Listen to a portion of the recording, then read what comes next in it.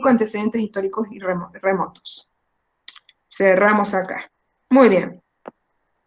¿Está claro hasta acá? ¿Alguna duda sobre eso?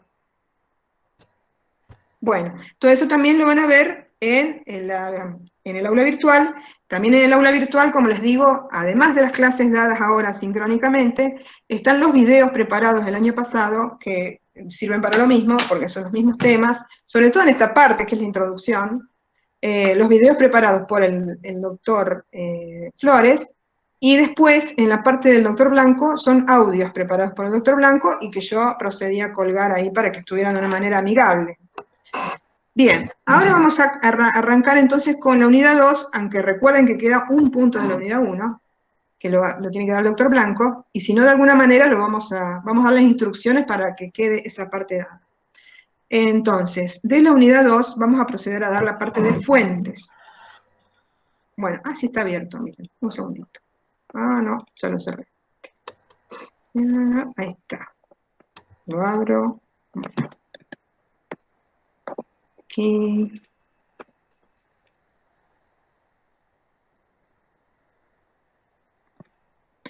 Bueno, ¿pueden ver el comienzo del PowerPoint? Sí, profe. Bueno, gracias. Bueno, ahí está un toro, símbolo de fuerza, por eso lo puse. En realidad era un PowerPoint que refería al Año Nuevo chino, qué sé yo, pero estaba bonito. Fuentes del derecho internacional público. En esta parte, yo quiero que sepan que las fuentes del derecho internacional público no son tan distintas de las fuentes del derecho en general. Así que ahora, en el cuarto año de ustedes, de alguna manera, van a volver en esta parte a lo que fue introducción al derecho, cuando hablaban de las fuentes, y cuando recién venían a la facultad y decían, ¿qué es esto del derecho? El deber ser, otras categorías de pensamiento, y las fuentes. Yo me acuerdo cuando recién entré, hace mucho, mucho tiempo, al principio no tenía ni idea, y como que cuando uno las estudia las fuentes, cuando recién entra, tienen un color distinto en la cabeza de uno, que volverlos a estudiar después, 4 años después, cuando la cabeza de ustedes ya está conformada, más cercano a lo que es la actividad de un abogado, el pensar todo con unas categorías distintas. Entonces está bueno poder volver a tratar el tema fuentes, pero a la luz de esta rama del derecho, que es el derecho internacional público. Entonces, resulta que, acuérdense, a ver si pueden verlo, no sé si ustedes lo van a ver. ¿Ustedes me ven a mí? Porque yo no los veo a ustedes. Díganme si no. Sí, profe. Bueno, Sí, profe. ¿pueden ver el libro? Miren. Sí. Más o menos. Más o menos. ¿Ahí más cerca? Más atrás y más arriba. Sí. Más arriba, acá. ¿Ahí? Sí. Bueno, Sí, profe. este libro se llama Derecho Internacional Público. Por eso, en el WhatsApp, en el grupo de WhatsApp, yo lo puse como icono. Es el mismo libro. La cuestión es que este libro yo lo puse entero como PDF en el aula virtual y después en cada pedacito, en cada unidad, yo se los he ido recortando. Por eso le pongo recorte del libro. Es el libro de Barbosa. Barbosa, porque son varios libros los que se usan acá, pero el de base tipo Biblia es este, el libro de Barbosa. Entonces, sin embargo, en esta parte de las fuentes, les cuento, cuando fui a trabajar en este tema de esta clase, no hablaba de las fuentes, las daba como, bueno, vamos a hablar de fuentes a esta altura de la vida, deben decir. No me las definía, Entonces fui a otros lados a buscar, bueno, para reforzar qué son las fuentes del derecho. Entonces te dicen que son los actos y hechos ya ocurridos del pasado, de los que deriva la creación, modificación o extinción de normas jurídicas. Pero se entiende por tal, a los órganos de los que emanan las leyes, que podrían ser, si fueran el derecho interno, podría ser el Congreso, o podría ser el Poder Ejecutivo, de los que emanan los decretos, si fuera el derecho interno. Pero si fuera a nivel internacional, podría ser la Corte Interamericana de Derechos Humanos de Costa Rica, de donde sale algún tipo de normas de derecho. O podría ser la Asamblea de la ONU, que saca recomendaciones, Bueno, de ahí sale algún tipo de normas, ya vamos a ver si son obligatorias, qué tipo de normas son. Entonces, desde ese punto de vista, pueden ser los órganos que dan origen a las normas, también pueden ser las normas en sí mismas cuando han sido sancionadas o se han originado de manera positiva, por ejemplo, en una sentencia o en recomendaciones de la ONU o en acuerdos de la OIT, convenios de la OIT. Entonces, algo que está plasmado, que uno lo puede leer, lo puede bajar, que tiene un numerito, que tiene un expediente. Entonces, son de tipo más positivo. Pero también podrían ser otras cosas las fuentes del derecho. Podrían ser corrientes de pensamiento, podrían ser viejas costumbres que vienen de lejos y que después se plasman, que salen como ideas más bien, que no están como fuentes formales. Acá habla también de factores históricos que inciden en la creación del derecho. Por ejemplo, en el ámbito interno, lo que pasó con Cromañón, ¿se acuerdan lo que pasó con Cromañón en Buenos Aires? ¿Alguno que diga? Sí, profe. Sí, profe. Bueno, lo que pasó con Cromañón fue tan fuerte, gracias, lo que pasó con Cromañón fue tan fuerte que originó que se tuvieran que poner a estudiar especialmente sobre cómo sancionar, cómo prevenir, cómo cambiar las normas de prevención. Esos hechos históricos fortísimos fueron fuente de derecho, porque originaron nuevas normas. Y a nivel internacional también, por ejemplo, podría llegar a ser una fuente de derecho esto que está pasando en el sur, de que están explotando extremadamente, de manera atroz, y además yo soy animalista, me parece atroz lo que están haciendo, lo sacan así en redes, a mansalva, sin considerar el ecosistema, una cosa terrible, ahí en la milla 2201. Bueno, ese podría ser un hecho histórico, un hecho actual, que puede ser una fuente de derecho, porque puede originar una protesta internacional, o después podría originar un convenio internacional, podría originar cosas. Y si esos hechos históricos originan cosas, son fuentes materiales del derecho. A ver si después lo dice. Vamos a ver tipos de fuentes. Tipo de fuentes del derecho, fuentes formales, fuentes materiales. Las fuentes formales son estas que les digo, como de derecho casi positivo. En derecho interno diríamos derecho positivo. Las leyes del Congreso, los decretos del Poder Ejecutivo y hasta una sentencia en sí misma, que la podés bajar, la podés leer, la podés apelar, es una cosa que la lees, es una cosa concreta que hasta la podés tocar, positiva. Esas son fuentes formales del derecho, que se forma con un determinado mecanismo.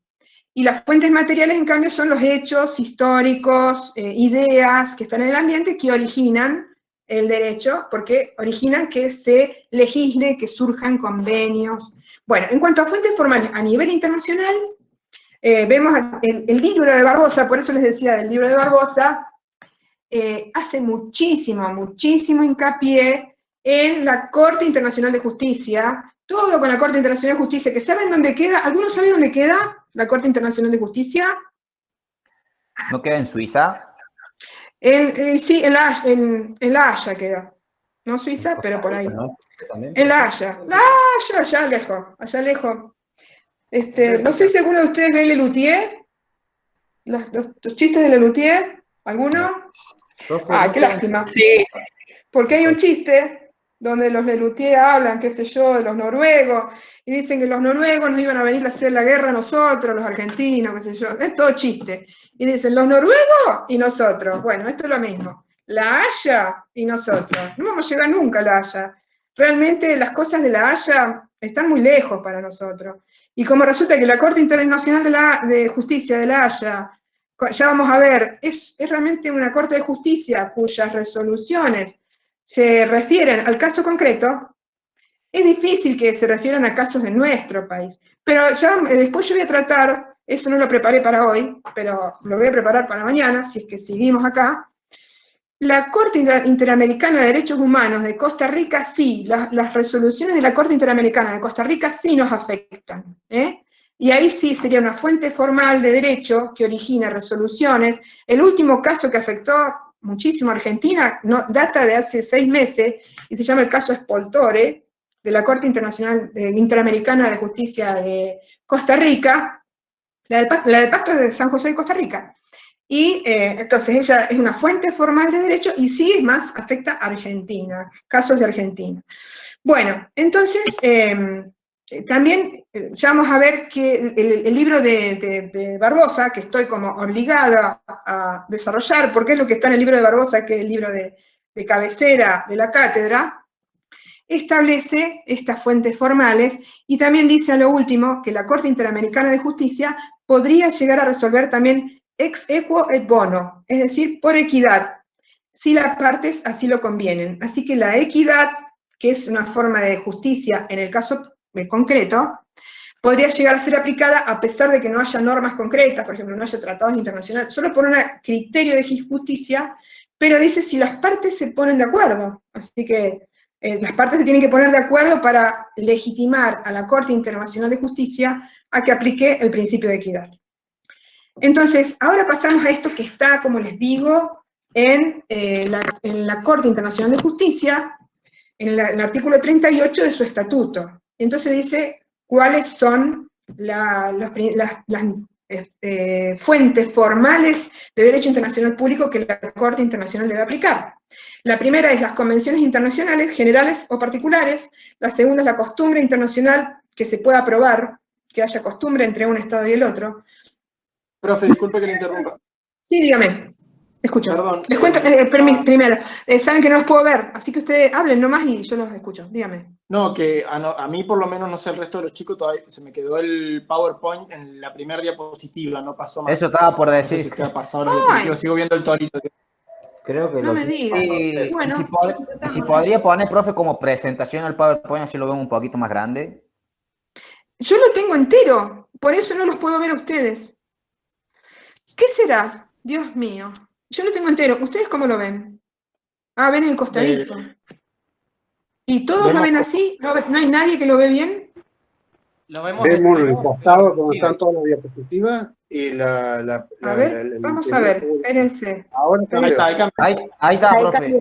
Ahí lo ven. Ay, qué raro. Ahí yo les cuento, le saqué la copita y ahora lo veo el coso grande y los que están al costadito, ¿vieron uno bajo el otro?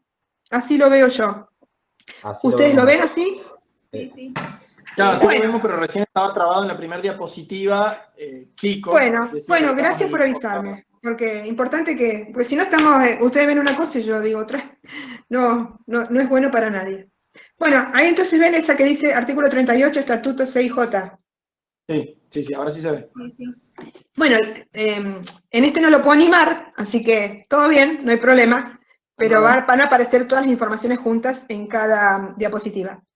Fíjense que acá dice que después, bien, entonces primero son las convenciones internacionales, eso es lo más de derecho positivo, porque ves un tratado y ves una cosa concreta, incluso suelen estar colgados en las páginas, por ejemplo la ONU tiene colgados los tratados internacionales y los tiene en unas páginas fantásticas porque están en varios idiomas, en francés, en inglés, en español, buenísimo para estudiar inglés jurídico, en varios idiomas, según eso van a estar los tratados ahí, y generalmente en esas páginas dicen también quiénes han suscrito esas convenciones, por lo tanto a quién se aplica. Después también la costumbre internacional, eso puede ser aplicado por la Corte Internacional de Justicia, pero ahí ya se complica porque no solo tenés que hacer alusión a la costumbre, sino tenés que demostrar que existe. Entonces es una cuestión también probatoria, como en todo juicio, ¿no? Cuando uno quiere probar un derecho que no está escrito, no es un derecho positivo, lo quiere probar, sobre todo en derecho comercial, vas a tener que probar que eso es una costumbre, que se repite en el tiempo y que obliga a las partes. Los principios generales del derecho, que es algo que vamos a pasar a tratar ahora porque era lo que yo había preparado para dar yo específicamente, los principios generales del derecho reconocidos, dice así, miren, escuchen qué gracioso el término, por las naciones civilizadas. Y los otros que no son civilizadas, por las naciones civilizadas. Después también dice que la Corte Internacional de Justicia debe aplicar decisiones judiciales y doctrinas de publicistas, está hablando de la doctrina de autores. Por ejemplo, don Barbosa sería un publicista, y si dice algo acá que fuera extraordinario y buenísimo, esto es más bien como un manual, pero hay otros que deben ser más interesantes. Entonces, se puede citar y decir, por fulanito de tal, que escribió tal libro, en tal lado, entonces, doctrinas de publicistas. y decisiones judiciales. Más adelante el mismo Barbosa dice que la Corte Internacional de Justicia no se cita tanto a sí misma, no tiene costumbre de decir, como ya lo dijimos, en el fallo tal por cual. Es como que en cada fallo judicial le buscan todos los argumentos por sí mismos, tratando de no basarse en las decisiones judiciales anteriores.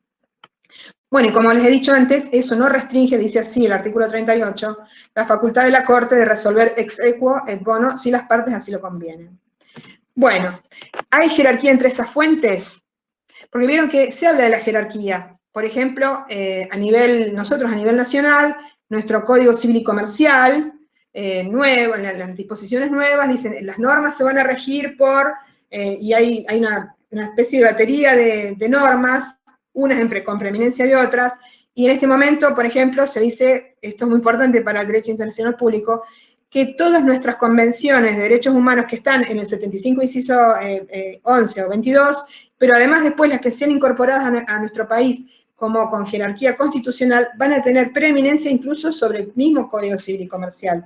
Así que por más que el Código Civil y Comercial diga algo, diga la Constitución, el Código Civil y Comercial, primero van a estar las convenciones internacionales. Bueno, lo mismo pasa, lo mismo cabe analizar a nivel internacional. ¿Hay jerarquía a nivel internacional?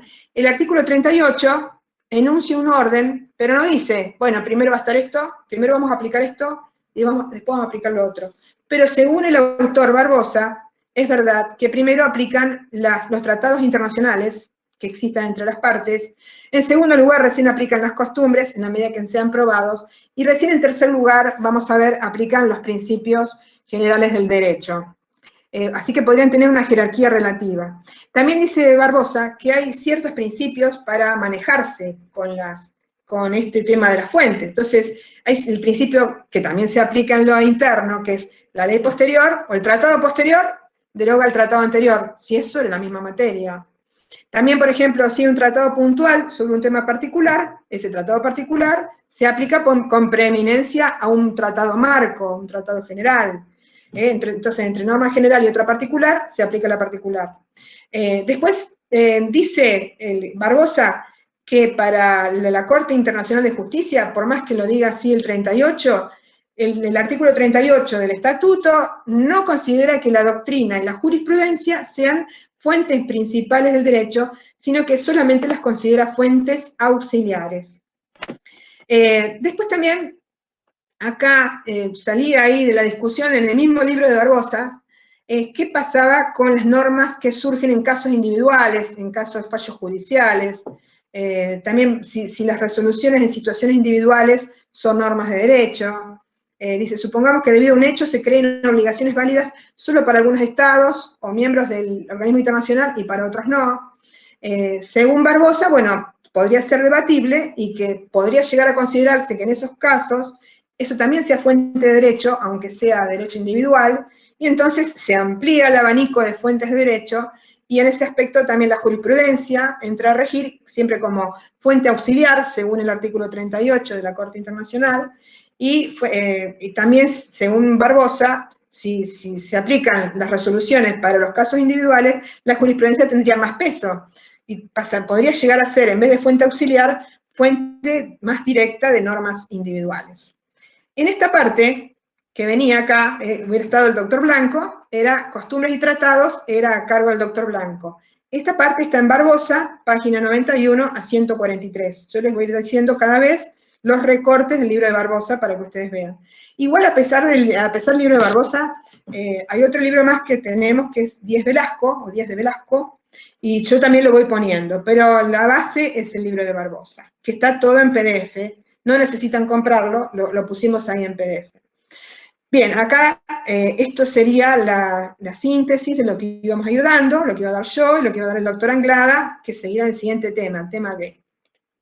Bueno, el tema que me voy a concentrar dentro de las fuentes, dejando tratados y costumbres. Pregunta, ¿hay alguna duda hasta acá? Me cuentan. Profe, ¿puede repetir la página en la que se encuentra el tema? ¿Cómo no? Además, este PowerPoint va a estar en el aula virtual. Es así, miren, venimos, a ver si digo acá, no, acá no digo las páginas, pero, a ver, acá las páginas, no, acá. Acá dice Costumbres y Tratados, Barbosa, página 91.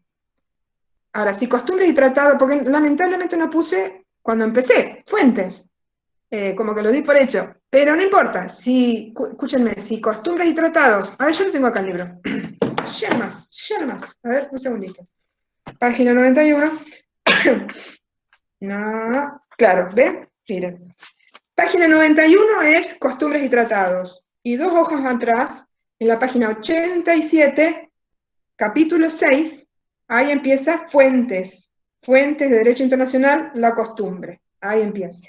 Que como les dije, no define las fuentes, yo traté, porque soy bastante analítica, me gustaba empezar con la idea de qué son las fuentes, así que lo busqué por otro lado como para arrancar el tema.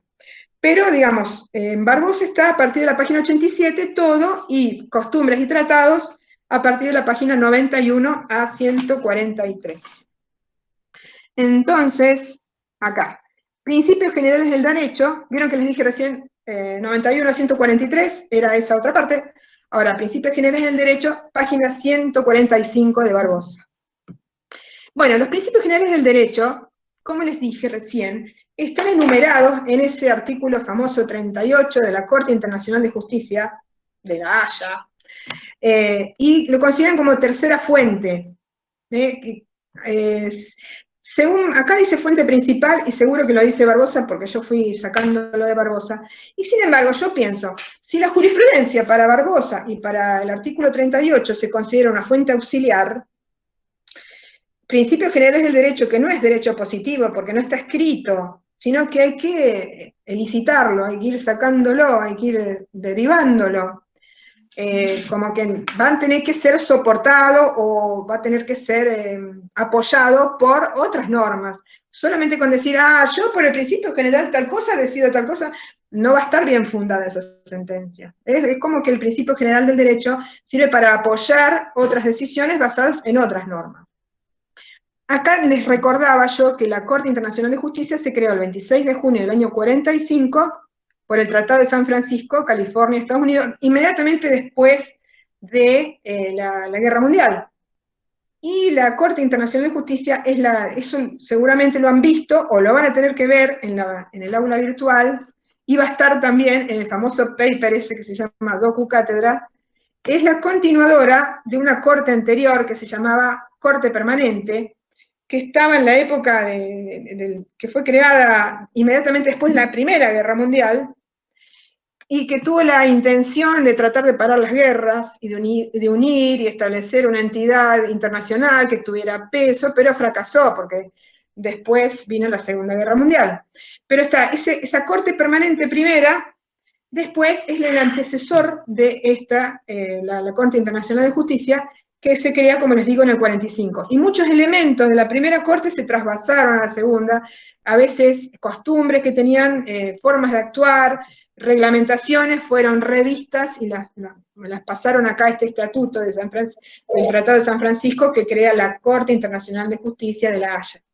Yo les voy a mandar una foto de cómo se ven los jueces de la Corte Internacional de Justicia. Es maravilloso ver ahí, pensar que nosotros estudiando abogacía, acá, y sabiendo inglés, por eso hay que estudiar inglés, podríamos llegar a formarnos y seguir estudiando, ustedes que son jóvenes, y podrían llegar ahí, podrían llegar o a la Corte Interamericana de Derechos Humanos de Costa Rica, o podrían llegar a la Corte Internacional de Justicia de La Haya, porque hay gente argentina que ha llegado ahí.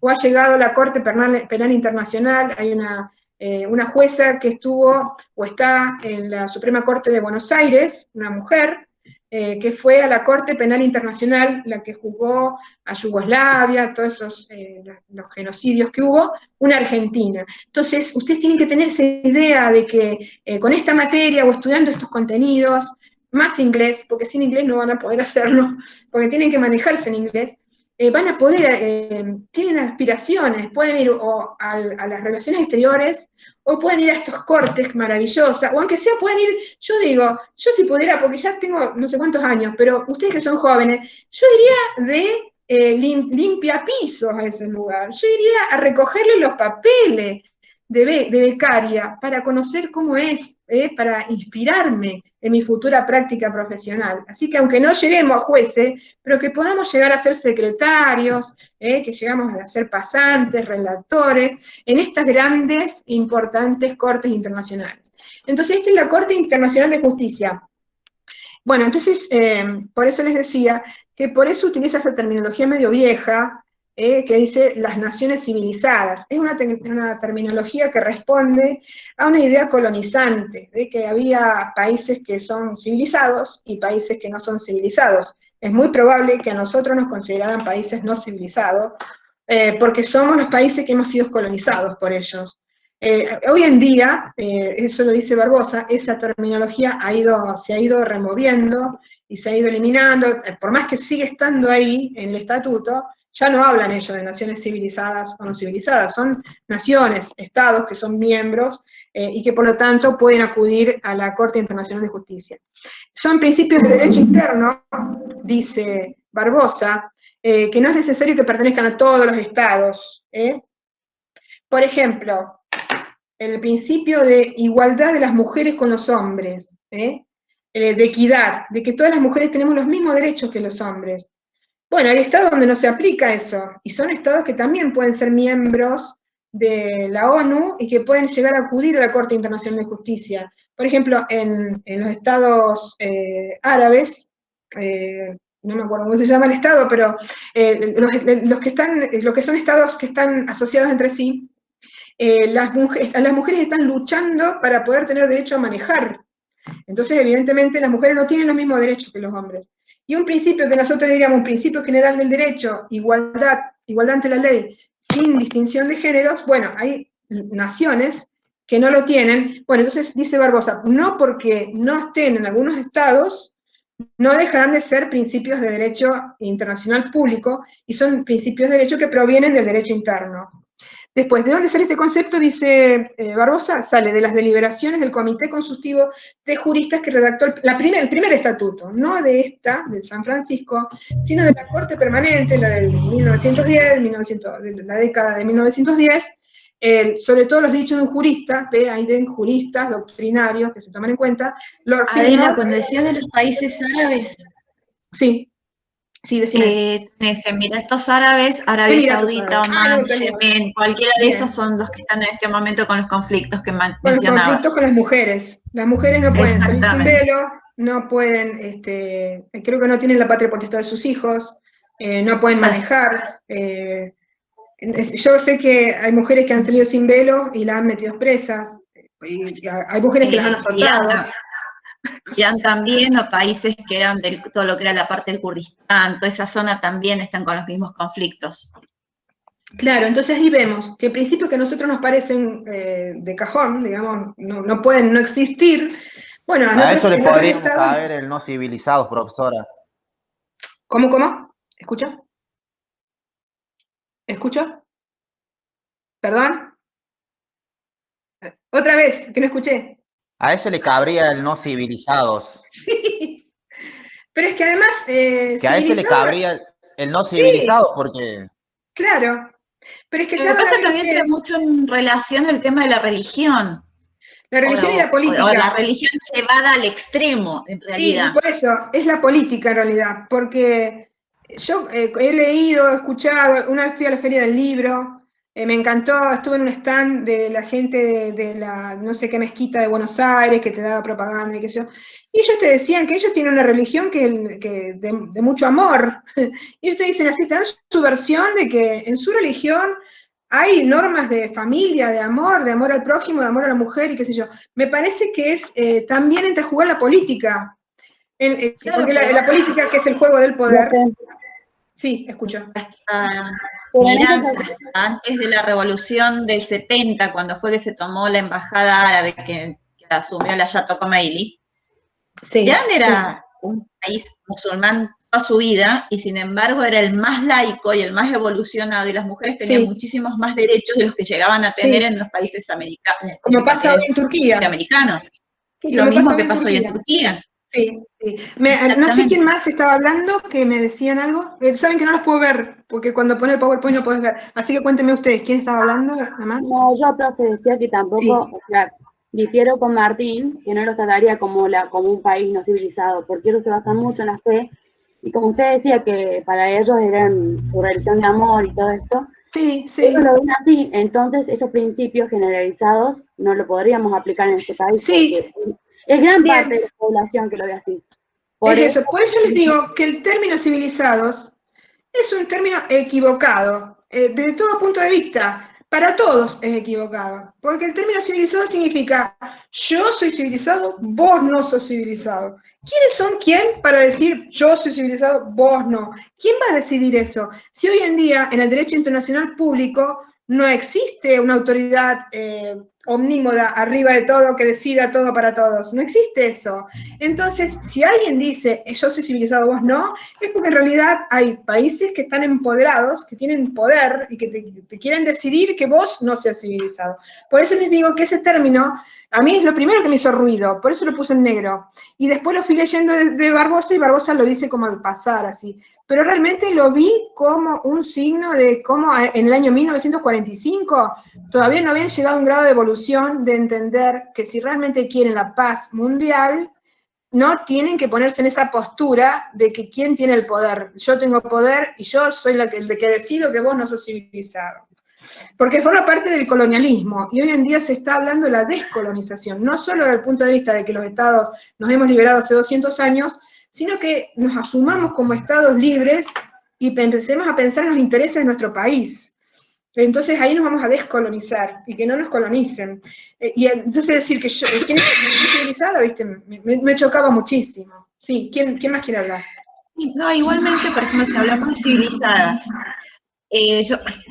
¿por qué podemos hablar, por ejemplo, de la India? ¿Cómo podés decir que un país se maneja o las personas tienen derecho a crecer, a desarrollarse acorde a la casta o acorde al estrato, cuando se supone que todos somos iguales y todos tenemos los mismos derechos? Entonces yo te puedo decir que tampoco la India es civilizada.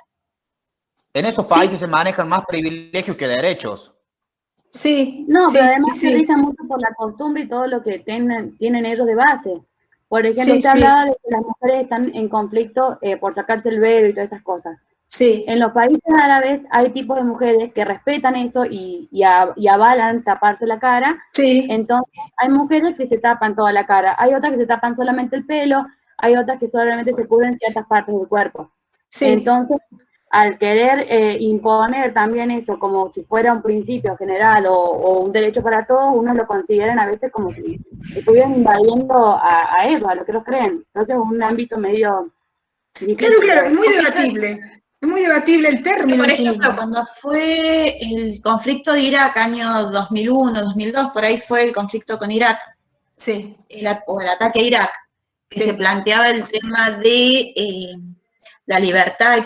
Irak era uno de los países más laicos, y sin embargo muchas mujeres volvieron al uso del velo justamente en reacción a esa supuesta libertad que le iban a dar. Pero yo decía, yo decido, yo veo hasta qué punto utilizo el velo o no. Es más, hay muchísimas mujeres que son sumamente practicantes del Islam y ni siquiera se cubren con el velo. Sí. Estén en Argentina, estén en Brasil o estén en cualquier país árabe. Sí, sí, sí. Bueno, muy interesante. A ver, ¿a alguno se le ocurre? En la próxima diapositiva vienen los principios, que los fui sacando. ¿A alguno se le ocurre algún principio general del derecho que sirva para el derecho internacional?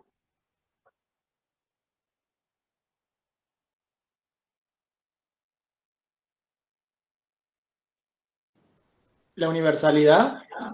¿De qué? ¿Universalidad de qué? No sé cómo decirlo, como que todos los países reconozcan un derecho o una norma para que realmente sea internacional, por así decir. Tiene que haber, por lo menos. Bueno, esa sería una característica de un principio general del derecho. Bueno. Pero, ¿cuál podría ser un principio general del derecho?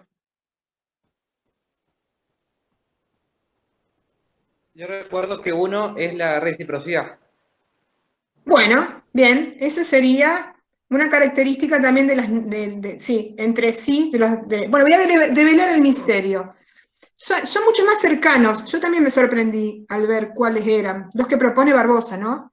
Son mucho más cercanos y muy, muy parecidos a los que aplicamos en nuestros litigios diarios, en nuestros litigios como abogados, en el día a día, cuando reclamamos por nuestros clientes acá. Miren, ya les voy a mostrar. Lamentablemente no voy a poder animarlo, porque yo quería presentarlo de a uno, después otro, pero no me va a dejar. Así que se los voy a mostrar todos juntos. Son de colores, miren. Miren, Barbosa dice, algunos principios generales del derecho serían la igualdad jurídica de los estados, que ahí estaría un poco lo que decía el compañero de la reciprocidad, porque para que haya reciprocidad, los estados están en un pie de igualdad. Por eso les digo que no puede haber países civilizados, países en curso de civilizarse. No, hay igualdad jurídica de los estados, sería un principio general del derecho. La soberanía de los estados, la soberanía sobre su territorio, y la posibilidad de ejercer normas sobre su población, la soberanía de los estados. La prohibición del uso de la fuerza en las relaciones internacionales, paz mundial sería. La idea de que, en principio, no hay que usar la fuerza. Por eso lo que ocurría con eso del uso de la fuerza de forma preventiva por parte de Estados Unidos, iría en contra de este principio, porque ellos supuestamente, es mi idea, ¿no? Con lo poco informada que puedo estar, en cuyo caso pido disculpas, pero el hecho de decir, creo que hay gente que está armando un ataque en mi contra en tal punto del mundo, así que le voy a mandar un misil en forma preventiva, a mí me parece que eso iría contra el principio de prohibición del uso de la fuerza en las relaciones internacionales, porque todavía no me atacaron.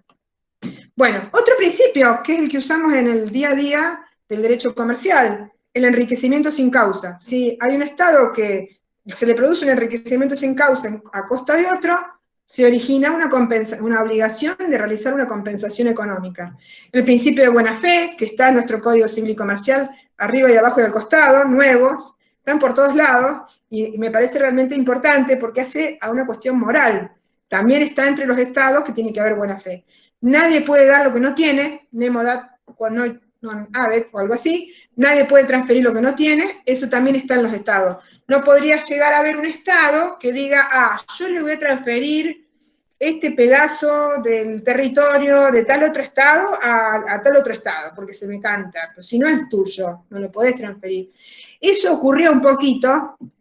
Les digo, el otro día estaba en una clase yo de geografía, de un tema, de un idioma que estoy estudiando, y nos contaban cómo fue después de la descolonización, cuando terminaba en 1945 y en el 48, cuando se hizo la declaración de la independencia de Israel, en ese momento se hizo un convenio, porque en ese momento hasta entonces era un protectorado inglés, todo menos proteger, y entonces Inglaterra lo cedió, porque además ya era insostenible eso de tener un protectorado, y entonces se hizo como un tratado, bueno, y después hay toda una evolución del tema del territorio de Israel, pero la cuestión es que había una franja ahí que dijeron que era supuestamente que era de Egipto, y lo tenía que ceder a Israel, y medio que lo hicieron mal, porque así fue como quedó que esa franja, Egipto la cedió y la cerró, y tampoco en Israel no la recibieron, y el resultado fue, digamos, medio desastroso, porque el resultado histórico ahora es lo que está pasando en la Franja de Gaza, que es redebatible, no tengo toda la información, pero cuando me lo contaron, me di cuenta de que en realidad en ese tratado estaban cediendo un pedazo que hasta entonces supuestamente era de Egipto. ¿Y por qué estaban cediendo eso, si era de Egipto? O sea, me parece que estaban cediendo un pedazo que pertenecía a otro estado. Entonces, uno de los principios es, no se puede transferir el pedazo que es de otro estado, porque no me pertenece a mí. Es un principio general del derecho. Después hay otro que dice, nadie puede alegar su propia torpeza, ese también lo aplicamos muchísimo en el derecho interno, y otro, obviamente, es el que causa un daño a otro, está obligado a repararlo. Son principios generales del derecho. Es como que son la base de todo, como una Biblia del derecho, porque nadie podría decir, el que causa un daño no está obligado a repararlo. Nadie podría decir, por ejemplo, si yo reconocí algo, después puedo volver atrás y dejar de reconocerlo. No, porque yo ya lo reconocí. Nadie puede alegar su propia torpeza, o nadie puede ir en contra de sus propios actos. Son los principios generales del derecho, entonces vienen del derecho interno y se aplican también en el derecho internacional, público. Acá entonces, acá viene el concepto de naciones civilizadas que me chocó tantísimo, y dice el mismo Barbosa, dice, actualmente todo Estado que maneja sus relaciones internacionales de acuerdo al derecho de gentes, dice Barbosa que hoy en día ese artículo 38 tiene que referirse a todo Estado que maneja sus relaciones internacionales de acuerdo con el derecho de gentes, así que no tendría que considerarse naciones civilizadas. Y también dice Barbosa que hoy en día se ha dejado de lado esta idea de naciones civilizadas porque dejaron de mirarse el ombligo, la gente que está en Europa, de mirar solamente a las naciones de Europa y considerar que toda la comunidad internacional somos las naciones de todo el globo, que también estamos en los otros países, que a lo mejor no tenemos tanto dinero, tanto desarrollo económico como ellos, pero somos naciones igual que ellos. Bien, y después también dice Barbosa que los principios generales del derecho tienen un alto grado de generalidad y son valoraciones jurídicas compartidas universalmente. Aunque recuerden, también aclaró que si en algún Estado no sostienen alguno de estos principios, por ejemplo, si en algún Estado no sería obligatorio actuar de buena fe, bueno, eso no significa que deja de ser un principio general del derecho. Otra cosita que dice Barbosa respecto de estos principios generales del derecho, que empiezan siendo un principio interno, es que tienen que ser transferibles al orden internacional. Así, por ejemplo, qué sé yo, el principio de hay que registrar los automotores en el registro de la propiedad automotor, que en nuestro país es lo básico como para ser titular de un derecho automotor, es una cosa muy interna, muy doméstica. Ese principio no sería transferible al orden internacional, tiene que ser un principio más general, tiene que ser compatible con los caracteres fundamentales del orden internacional. Y entonces, dice Barbosa, hay que considerar caso por caso. Bueno, también se pregunta Barbosa, ahí venía el tema ese, si los principios generales del derecho internacional son una fuente de derecho autónoma, o si en realidad son algo auxiliar, algo que debe ser soportado, que debe ser, que debe tener como andamio algún tratado internacional, y si no, solito su alma no puede ser fundamento de una sentencia. Entonces dice Barbosa que hay dos corrientes. Una corriente llamada de los autores voluntaristas, me encanta el término voluntaristas, y otra corriente que dice que no, que, bueno, según los autores, vamos con los autores voluntaristas, los voluntaristas dicen, son los positivistas. Los positivistas dicen que si no está plasmado, si no pongo la mano en su costado, y nada, si no pongo la mano en sus, no lo creo, ¿no? Si no veo el PDF de la resolución o del tratado internacional y que esté ratificado y que tenga, por ejemplo, en nuestro país número de ley, por lo que entre en nuestro derecho positivo, entonces eso está en el aire, no es derecho en sí mismo. Esos serían los voluntaristas. Entonces, desde ese punto de vista, no se podría fundar una resolución internacional en la Corte Internacional de Justicia o en la Corte Interamericana de Derechos Humanos basado en el principio de quien causa un daño debe repararlo. Si quien causa un daño debe repararlo, solito ese principio, si no hay un tratado internacional entre las partes, no se podría obligar al Estado a reparar ese daño. Entonces, esta corriente voluntarista es positivista, exige que haya una norma concreta, y si no, que haya una costumbre que se pueda demostrar. En cambio, hay otra corriente más general, y parece que más moderna, que es la que propugna Barbosa, que dicen que, en general, primero dice, antes no había tantos tratados internacionales, había aplicación de principios generales, y entonces, según Barbosa, antes, entre los estados, se aplicaban los principios generales del derecho, el no causar un daño, el hecho de respetar que el otro estado es otro estado y este es el mío, no entregar tierras ajenas. Todos esos principios generales rigieron, dice, hasta 1920, hasta que se fundó esa corte, la corte que precede a la Corte Internacional. Así que tan mal no les fue con los principios generales del derecho, eran fuentes, en ese momento, eran fuentes principales del derecho de gentes. En segundo lugar, dice, ahora han sido resucitados por el Estatuto de la Corte Permanente de Justicia Internacional, y en este momento, dice Barbosa, se puede resolver la cuestión, por ejemplo, fundando sentencias enteras basadas en los principios generales del derecho internacional, diciendo que es una costumbre internacional, ¿ves? Una costumbre de aplicar estos principios, solo que para algunos autores hay que demostrar esta costumbre. Bueno, entonces, son las 8:08, tampoco no los quiero cansar. Son fuentes en sí mismas, bueno, eso ya lo dije, los autores voluntaristas, los autores más espiritualistas o naturalistas. Además dice dice Barbosa, que no surgen de un procedimiento concreto, no, porque son principios generales.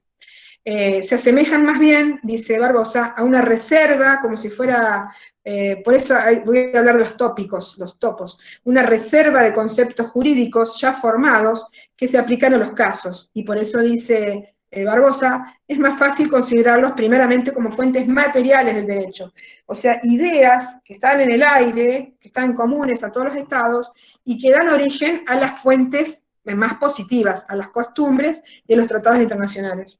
Y hay un autor que se llama George Abisab, dice que si bien no surgen de un proceso, de un tratado internacional o una costumbre repetida, sin embargo es como un lugar común. Por eso dice que viene la palabra topos, la palabra topos significa lugar, es el tópico, el lugar a donde ir a buscar estas reglas que después van a servir de base a los tratados internacionales. Y esta noción se remonta a la antigüedad, a que dice que Aristóteles en sus obras hablaba de los tópicos, los lugares a donde ir a buscar ideas. ¿Hasta acá va todo bien? Cuéntenme.